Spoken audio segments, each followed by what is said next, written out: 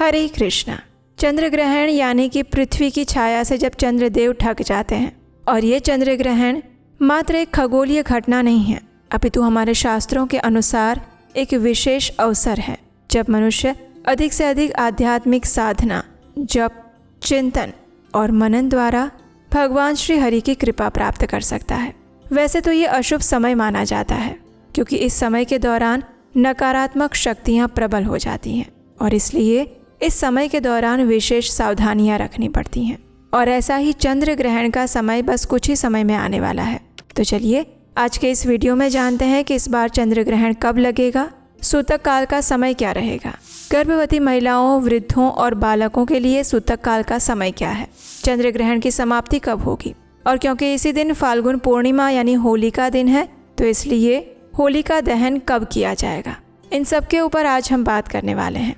तो अंत तक इस वीडियो को अवश्य सुनिएगा और अगर अच्छा लगे तो इसे लाइक करके शेयर कीजिएगा। तो आइए चंद्र ग्रहण कब है, ये विशेष वीडियो आरंभ करते हैं। इस बार आने वाला चंद्र ग्रहण लग रहा है 3 मार्च 2026 मंगलवार के दिन। ये फाल्गुन मास की पूर्णिमा के अवसर पर आने वाला पूर्ण चंद्र ग्रहण है और इस वजह से ग्रहण के चरम समय के दौरान चंद्रमा पृथ्वी की छाया से पूर्ण रूप से ढक जाएंगे। छाया के भीतर स्थित चंद्रमा का भाग मात्र पृथ्वी के वायुमंडल से अपवर्तित सूर्य के प्रकाश से ही प्रकाशित होगा और ये लाल रंग का दिखाई देगा और इसीलिए इस बार के चंद्र ग्रहण को ब्लड मून भी कहा जा रहा है। इस बार के चंद्र ग्रहण की पूर्ण अवधि 57 मिनट 27 सेकंड की रहेगी और ये चंद्र ग्रहण भारत सहित अनेक देशों में दिखाई देने वाला है। इस बार का चंद्र ग्रहण लगेगा पूर्वी एशियाई, दक्षिण पूर्वी एशिया, ऑस्ट्रेलिया, प्रशांत महासागर और उत्तर अमेरिका के अधिकांश हिस्सों के साथ साथ दक्षिण अमेरिका के कुछ उत्तरी क्षेत्रों में भी ये चंद्र ग्रहण दिखाई देगा। अगर भारत की बात की जाए तो पूर्वी और उत्तर पूर्वी भारत के कुछ हिस्सों में पूर्ण चंद्र ग्रहण दिखाई देगा और भारत के अधिकांश हिस्सों में आंशिक चंद्र ग्रहण दिखाई देगा, जबकि पश्चिमी भारत में उपछाया चंद्र ग्रहण ही दिखाई देगा, यानी कि उस स्थान पर चंद्र ग्रहण समाप्त होने के बाद चंद्र उदय होने वाला है। आंशिक चंद्र ग्रहण यूरोप, पश्चिम एशिया, अफ्रीका, अटलांटिक महासागर, हिंद महासागर और ध्रुवीय क्षेत्रों में भी दिखाई देगा।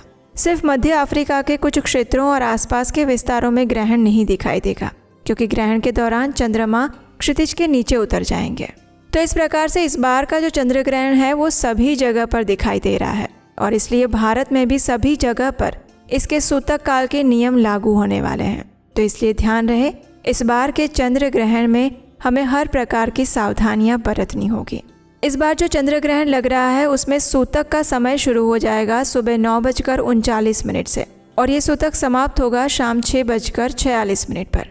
सूतक काल वो समय होता है जब चंद्र ग्रहण या सूर्य ग्रहण लगने से 9 घंटे पहले का समय माना जाता है और वो अत्यंत अशुभ काल होता है। उस समय के अंदर कोई भी शुभ मांगलिक कार्य नहीं किए जाते हैं। इस समय के दौरान अधिक से अधिक भगवान के पवित्र नामों का जप किया जाता है, दान दिया जाता है। सूतक काल के दौरान किसी भी प्रकार का भोजन नहीं बनाया जाता है और खाया भी नहीं जाता है। लेकिन विशेष परिस्थितियों में जो बच्चे हैं, वृद्ध हैं, बीमार हैं, गर्भवती महिलाएं हैं, उनके लिए सूतक काल का आरंभ होगा दोपहर में 3:28 से और ये पूरा होगा शाम 6:46 तक। तो इस समय दौरान ही उन्हें सूतक काल के सभी नियमों का पालन करना होगा। इस दिन चंद्रोदय का समय है शाम 6:26 पर, तो इसलिए जो पूर्ण चंद्र ग्रहण है वो शाम को 6:26 से शुरू हो जाएगा और शाम 6:46 तक वो समाप्त हो जाएगा।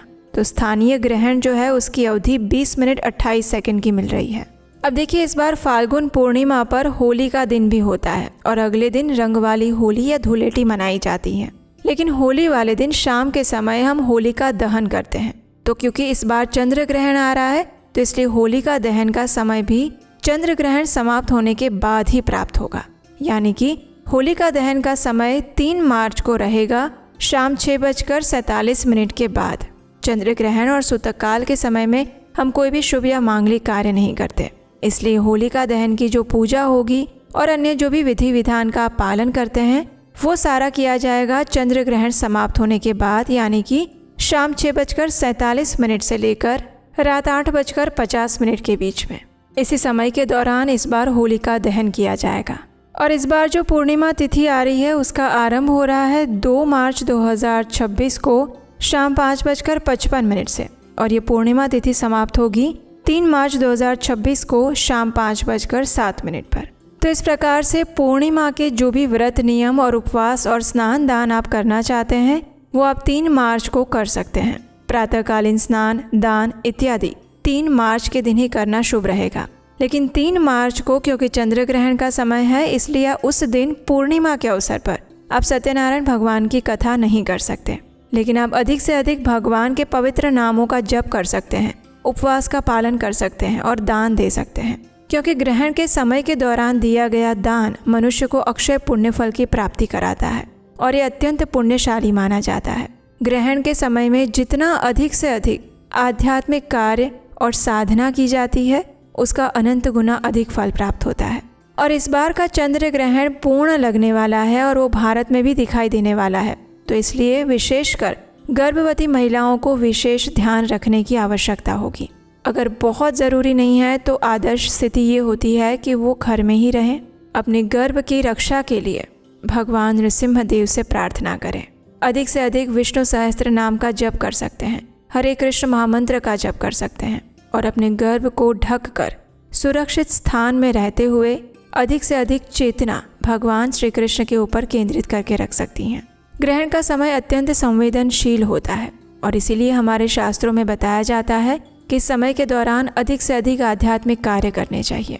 इस ग्रहण के समय में मंदिर के पट भी बंद हो जाते हैं, भगवान के दर्शन नहीं होते हैं और जब सूतक काल समाप्त होता है तो उसके बाद संपूर्ण रूप से स्वच्छता के साथ फिर से सभी कार्य आरंभ किए जाते हैं। चंद्र ग्रहण के समय में जब सूतक काल चल रहा हो उस समय में हर प्रकार के भोजन पदार्थों में तुलसी पत्र या कुशा घास रख दी जाती है। उस समय में ना तो भोजन बनाया जाता है और ना ही भोजन लिया जा सकता है।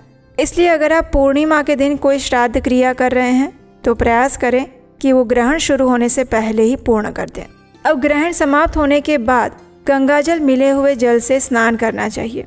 ये नकारात्मक ऊर्जा को दूर करता है और शरीर का शुद्धिकरण करता है। इसके साथ ही ग्रहण समाप्त होने के बाद संपूर्ण घर में गंगाजल युक्त पानी का छिड़काव कर दें। मंदिर की सफाई करें, भगवान की पूजा अर्चना करें, रसोई घर को सबसे पहले साफ करें, संपूर्ण रसोई घर को गंगाजल से स्वच्छ करें, पुराने पानी के भरे हुए बर्तन को खाली करके नया और स्वच्छ पानी भरें। और अगर ऐसे कोई भोज्य पदार्थ है जो आपने ग्रहण काल से पहले बनाए थे और उसमें तुलसी पत्र या कुशा घास नहीं रखी हुई थी तो उसका त्याग कर दें। भगवान के लिए हर प्रकार की शुद्धता और स्वच्छता करने के बाद सात्विक भोग बनाएं और उन्हें अर्पित करें। इस चंद्र ग्रहण में भी कुछ विशेष नियमों का हमें पालन करना होगा। अगर आप इन नियमों के बारे में जानना चाहते हैं तो नीचे कमेंट बॉक्स में लिख कर हमें बताएं। अगर आपकी इच्छा हुई तो इस चंद्र ग्रहण में क्या करें और क्या ना करें इस पर भी हम एक विशेष वीडियो लेकर आएंगे। अगर इस ग्रहण से जुड़े हुए आपके कोई और प्रश्न है तो भी आप हमें नीचे कमेंट बॉक्स में लिख कर बता सकते हैं। अगर ये वीडियो अच्छा लगा है तो इसे लाइक करके बहुत सारे लोगों को शेयर कीजिए और अगर पहली बार इस चैनल पर आए हैं तो आपके अपने चैनल उपदेशाष्टकम को सब्सक्राइब करके रख लीजिए, क्योंकि यहीं पर आपको मिलेंगी वैदिक ग्रंथों से ली गई प्रमाणभूत जानकारी बिना किसी मिलावट के। हरे कृष्ण।